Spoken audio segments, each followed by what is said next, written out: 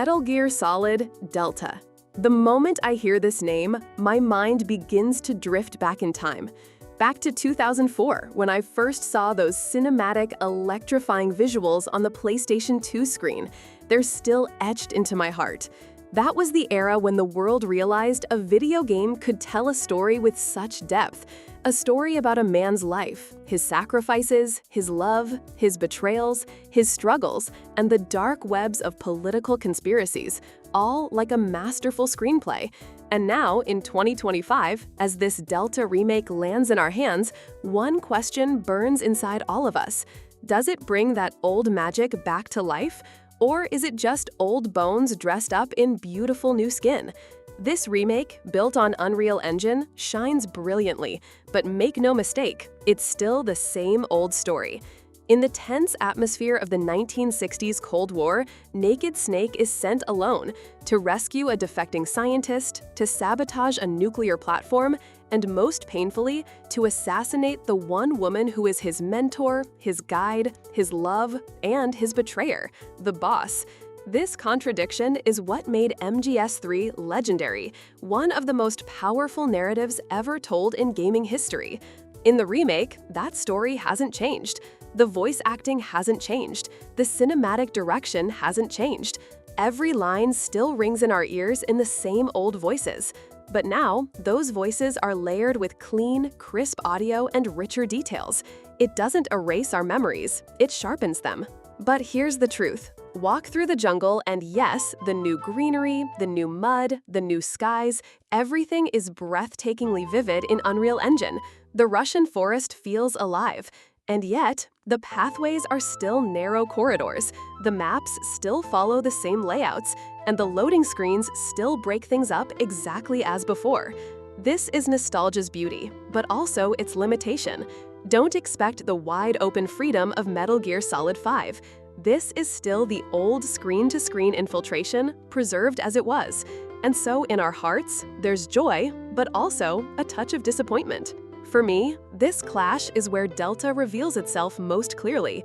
Snake still moves with rigid, old-school animations. Kick a snake, and it still turns into a floating food pack, just like the original. Even cinematic motions sometimes look uncanny, like new skin stretched over old bones. That's both Delta's greatest strength and its greatest weakness. Its new visual richness is mesmerizing, but it cannot hide the flaws of old AI, dated mechanics, and clunky animations. And yet, the soul of the game never fades.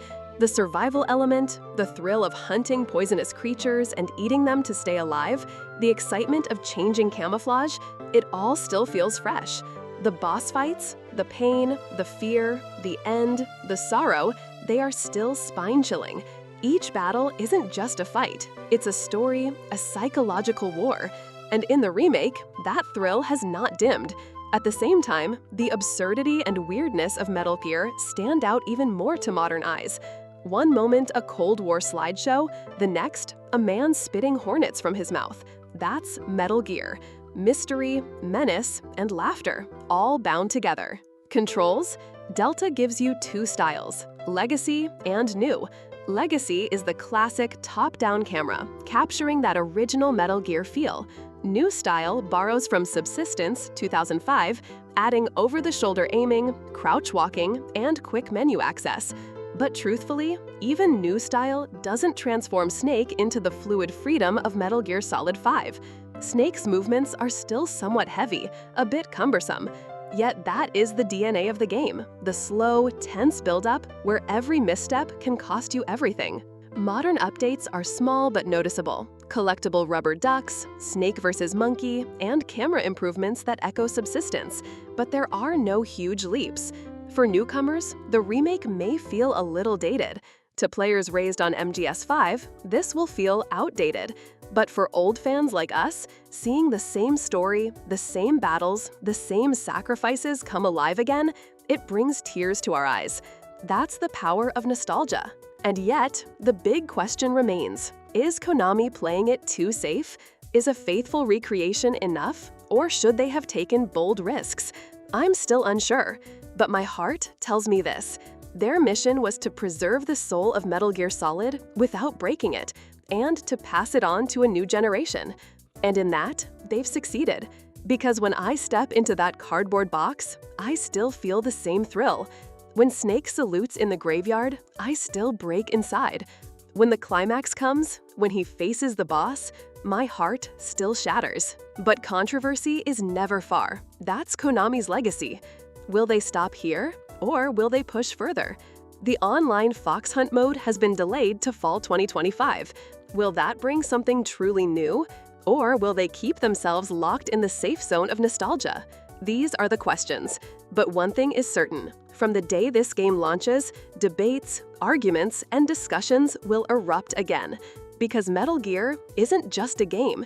It's a culture, a revolution, a mystery, and a mystery. In the end, what do I say about Metal Gear Solid Delta Snake Eater? It is still the old game. But that old game happens to be one of the greatest loves of my life.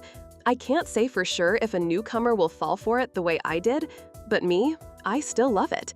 Every step Snake takes, every cutscene, every whisper of the boss still shakes me from within. Playing Metal Gear isn't just playing a game. It's living a life. It's sacrifice. It's betrayal. It's love. It's nostalgia. It's philosophy. And Delta keeps that alive. That's why I say, inside this cardboard box, the same old magic still lives, and no one can deny it.